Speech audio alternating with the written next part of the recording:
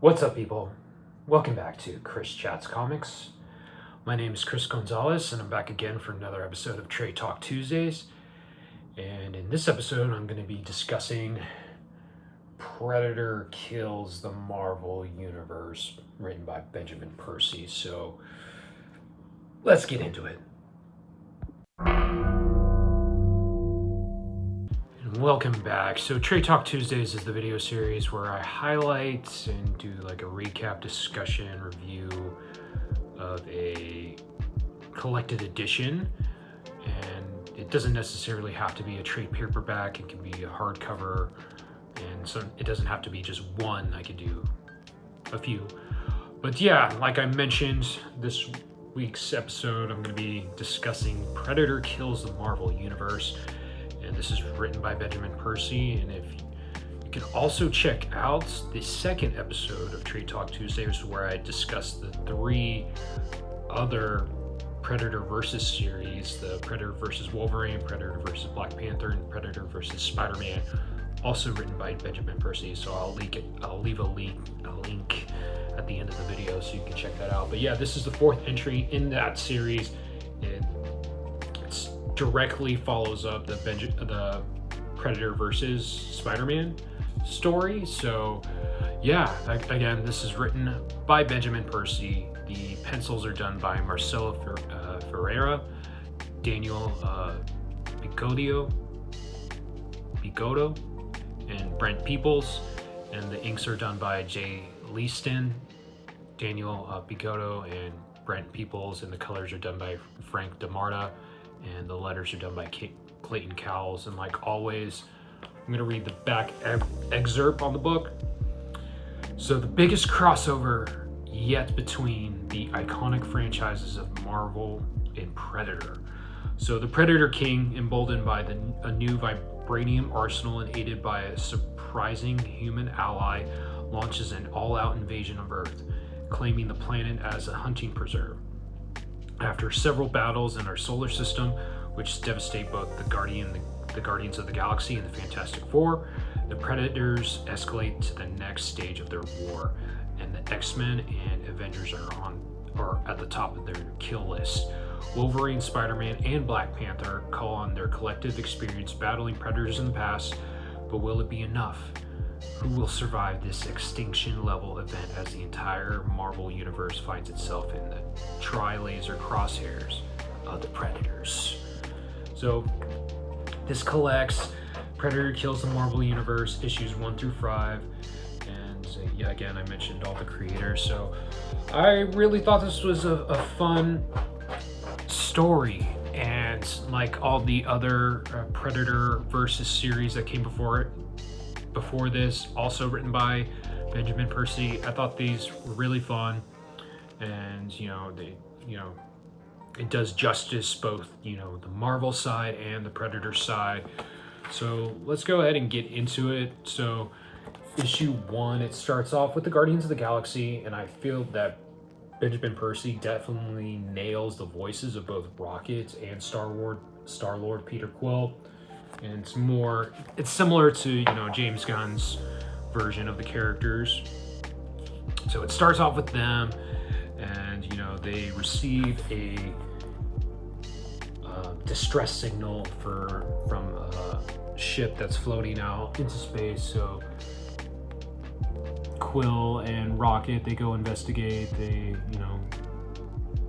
catch up with the other Guardians, Drax, Gamora, and Groot. But yeah, they start to investigate this space vessel. They get in and they realize something's not adding up, and it's a trap. And I like how the tri-laser crosshairs are both on Star-Lord and Rocket.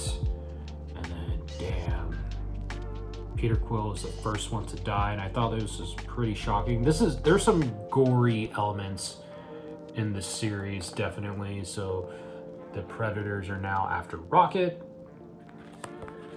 and then the rest of the Guardians get ambushed and they get killed as well. Drax, Groot, and Gamora. And again, we got this one guy. Who is this? And it's Kraven. So, like I mentioned earlier, this directly follows up Predator versus Spider-Man. And if you remember in that series, Kraven, he goes off with the Predators. So this is a direct follow-up to that. And it's revealed that Kraven has been with the Yautja for almost a year after the events of Predator versus Spider-Man. And then, so after, that whole incident with the Guardians, we cut to the Weapons Plus program. We got this scientist, his name is Dr. Cornelius, and we got this general, her name is General Petz. So she visits Dr. Cornelius to catch up on what he's been working on. And so they go into this secret bunker. And then Cornelius locks General Pet in this room, and it's revealed that they have captured a Yautja and they are experimenting on the Yautja. So then we cut to the Yautja base. They have landed on the dark side of the moon, and they're looking to, invade Earth. And again, it just got the Predator King in his throne room, and then Kraven, he has revealed many of the Earth's secrets, and he's given the Yautja a list of all those that would be a threat to them. And so I thought that it's pretty cool.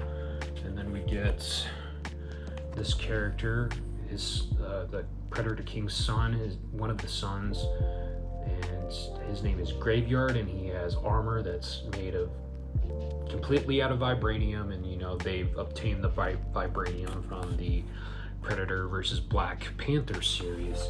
So again, Kraven, he gives them a list of all the heroes and villains that are a threat, but he says, leave one to me, and that's Spider-Man. So he wants Spider-Man for himself. And then we catch up with the Fantastic Four. They're just, hanging out on this base at the moon, and then all of a sudden something happens to Reed. And the artwork, I just thought was okay, but something happens to Reed where he goes to get coffee, I think, and then he's in tremendous pain. What happened? Well, he gets his arm chopped off. So the Yautja are ambushing the Fantastic Four. And Johnny, he is the first one among them to die. And then since they really can't do anything to the Thing, because his body is pretty much impenetrable. So to defeat the Thing, they launch him out into space. So that's how they take him off. And then Sue, she's trying to plead with Reed to stay awake, but Reed has lost too much blood. And then Reed dies. But before he dies, he reveals to Sue, hey, they used vibranium to cut my hand, to cut my arm. So that was the end of issue 1. Really dug it. Again, it just establishes, catches up with Kraven and how he's been with the Yautja and how he's given them all these secrets to all the heroes and villains on Earth. And then we go to issue 2. So Kraven, he is leading one of the group of Yautja, while Graveyard, the Yautja with the vibranium armor, he leads another group, and they're forming an attack on Earth to invade it. And let's see the two groups here. Thought this was pretty cool. And the art, again, there's several artists, so at first I didn't really dig the art, but it grew on me. And then you go to the X-Mansion, and Charles and Magneto, they're having their usual classic philosophical debate about, how humans and mutants should interact. And then all of a sudden, something happens and they get ambushed. Charles, he sensed when the Fantastic Four were, ambushed, and then again they get attacked, and the Yautja, they target Magneto because Magneto is one of the biggest threats on the list. So they take Magneto out by using, what do they use? They use an inversion magnet to kill Magneto, which is pretty genius. So yeah, they take out Magneto, and it's crazy. He's one of the most powerful characters, and they take him out, rightfully so. So then we jump to SHIELD headquarters, and the Yautja, they use Star-Lord's voice to bypass SHIELD and to, go in there into the airspace, because, Kraven and the other Yautja, they hijacked the Milano. And then we catch back up at the Weapons Plus program. So again, they have been experimenting on the one of the Predators, and now they're seemingly controlling it. And then we catch up with the other X-Men, and the X-Men are having a training exercise in the Danger Room. And then it seems that Graveyard and his Yautja start to attack them. And Cyclops, he gets killed first. And then we cut to Avengers Tower, and Kraven and his group of Yautja are the ones to assault the Avengers. And Cap, Hawkeye, and Black Widow, they, come across, what are they? Because Kraven, he's in the Milano, so the Avengers, they think that the Guardians are just paying them a visit, but it's a trap. And then Cap, Hawkeye, and Black Widow, again, they try to fight them off. And then we catch up with Bruce Banner, and he's in his lab studying, and it's insinuated that Cap has died, and they're all presumed, both Cap, Hawkeye, and Black Widow, they're presumably dead, and the Hulk, he is the next target. So that's the end of issue 2. Another fun, jam-packed issue. So issue 3 continues where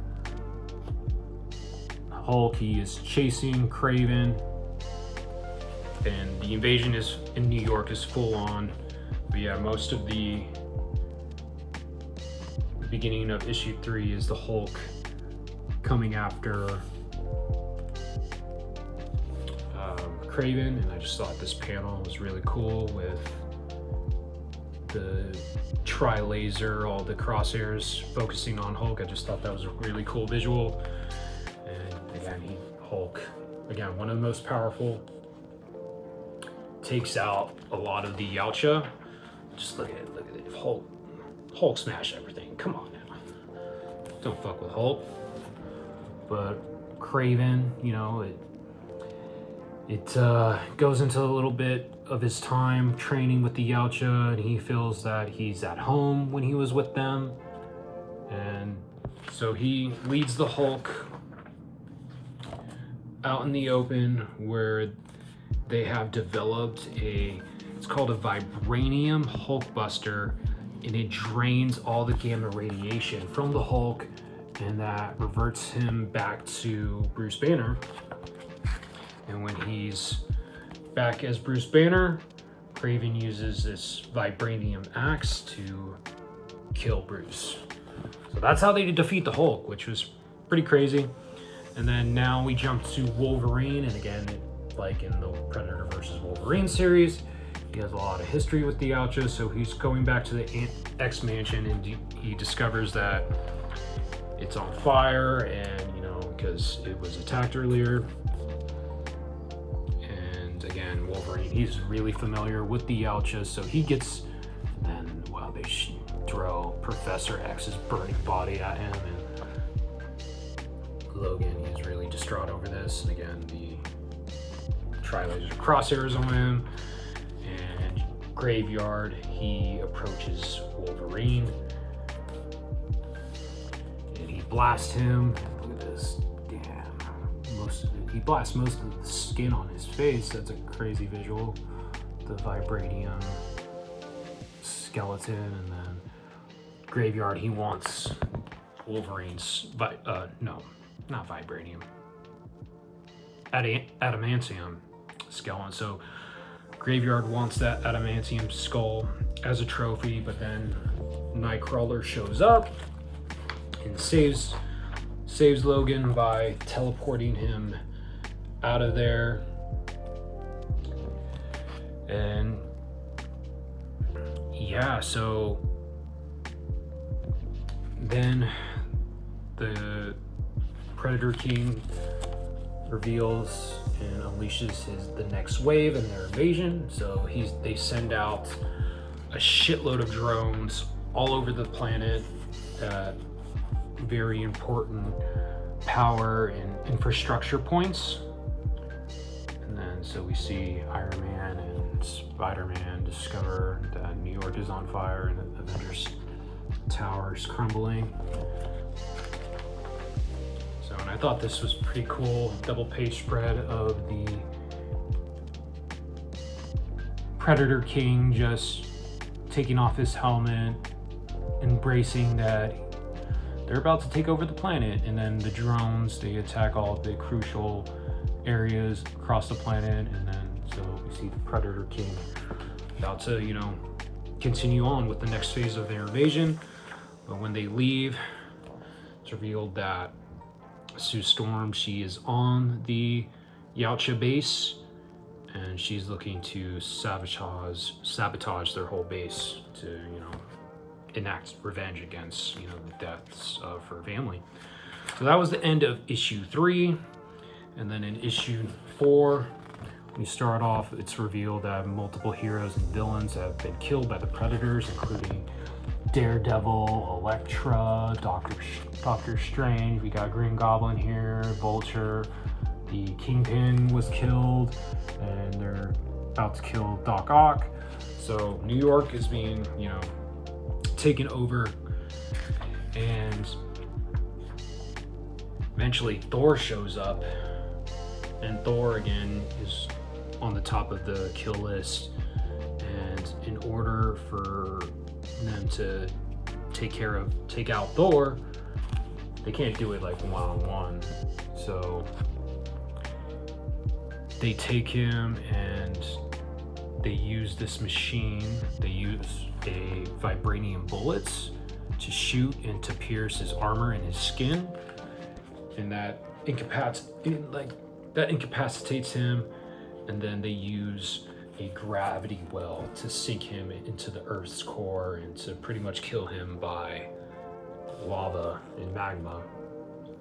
So once Thor gets killed, Mjolnir separates from Thor, and then this Predator tries to pick up the hammer, but, you know,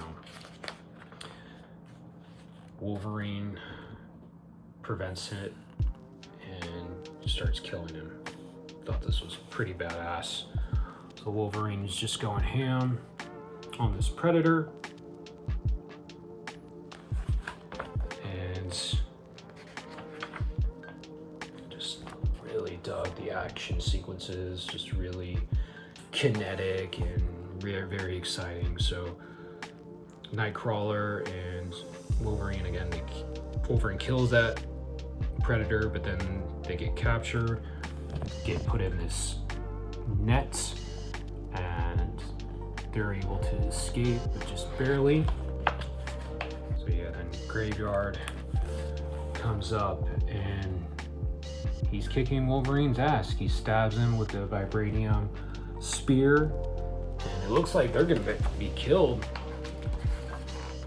But then Spider-Man comes and saves both Wolverine and Nightcrawler.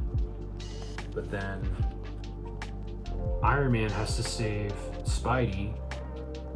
Spider-Man, he got shot, but Iron Man comes in and saves him. And we cut to the Weapons Plus program, and again we meet back up with Dr.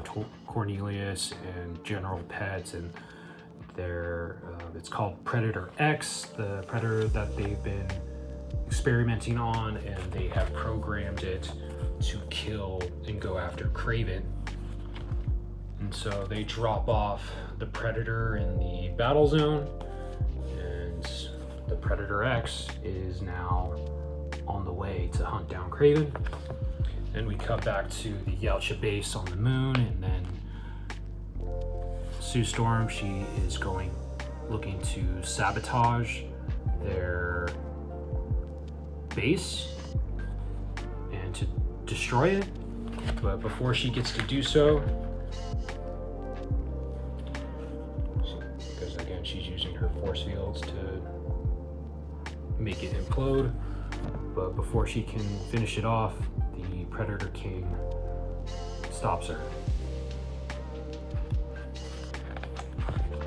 But then you go back to the New York harbor, and it looks like Black Panther, Shuri, Falcon, they have come to the battle scene, and Wakanda has joined the fray. And Black Panther, he also has experience with the Yautja. So that was issue number 4. And then issue number 5, the last issue. Iron Man, Wolverine, Spidey, they all go to the lower levels of Avengers Tower where the Yautja, couldn't get to. And they go to all these different Iron Man armors. So Tony gives Spider-Man and Wolverine specialized armor that will allow them to fight off against the Yautja. And so they go through the city with this armor and kill as many Yautja as possible. So I thought that was pretty cool that they got their own specialized armor. Spider-Man, he's doing what he can to save those in need. He saves this newscast from a helicopter explosion. That's what Spidey looks like in his version of the armor. Not the Iron Spider armor, but a different version. And then Wolverine, he's fending off against the other Predators, and that's what he looks like. So, again, just pretty cool. It's just really cool visuals. And then Wakanda, the Wakandans, they help even the playing field.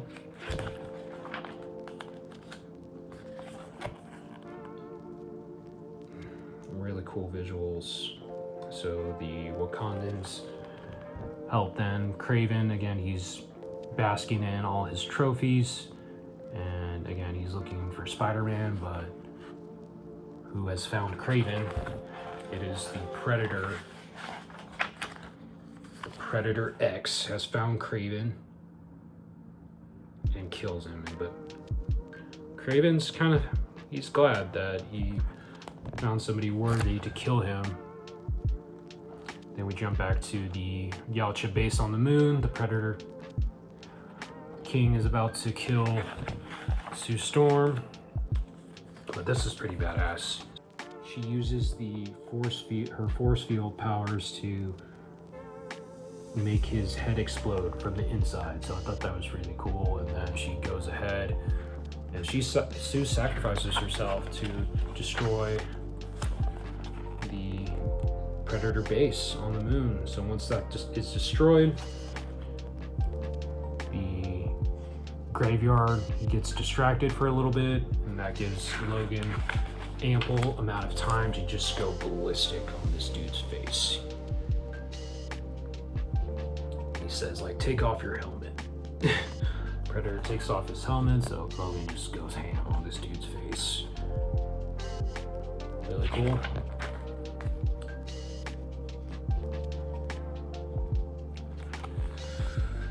And then they have won the day. They have prevented the invasion of Earth. And we cut back to the Weapons Plus program where, you know, the Predator X accomplished its mission in taking out Kraven. And the general tells Dr. Cornelius, like, hey, we gotta decommission that Predator. And the Dr. Cornelius is like, oh, I heard you. And it's insinuated that they take the general out and the Predator X is still out there. And kind of leaves the door open for more stories. So that was it. That was Predator Kills the Marvel Universe. And again, like the other Predator versus series by Benjamin Percy, it's just a really fun and great crossover between both the franchises. And it was just, the action was really kinetic, and it's just Benjamin Percy wrote for the material it's based on. He wrote a fun and consistent series, and you know, they just announced the omnibus, and I'm definitely looking to get that when it comes out. I think the top of next year I'll probably get the Gabriel Del Otto DM cover. Looked pretty badass, but definitely recommend this series. So if you enjoyed the previous Predator versus series by Benjamin Percy, you'll definitely enjoy this one. It leaves room for more. Who knows if he'll write any more series, but yeah, I definitely recommend Predator Kills the Marvel Universe. So that was it. That was this week's episode of Trade Talk Tuesdays. So on the next episode, in celebration of the release of Spider-Man Brand New Day, which is going to be at the end of July, I'm going to be deeming July Spider-Man month. So on the episode of Trade Talk Tuesdays that are going to be releasing in July, I'm going to be focusing on Spider-Man stories. And the first one that I'm going to talk about, and it's a classic story, and it's going to be Spider-Man Blue, and this is by the legendary team of Jeph, Loeb, and Tim Sale. So this will be on the next episode of Trade Talk Tuesdays, so be on the lookout for that. But yeah, thanks for watching. I appreciate it. Leave a like on the video, share it if you can, and subscribe to the channel if you haven't done so already. My goal is to hit 1,000 subscribers, so I would really appreciate it. So that was it. Again, this has been Chris Chats Comics. My name's Chris Gonzalez, and I'm out. Peace.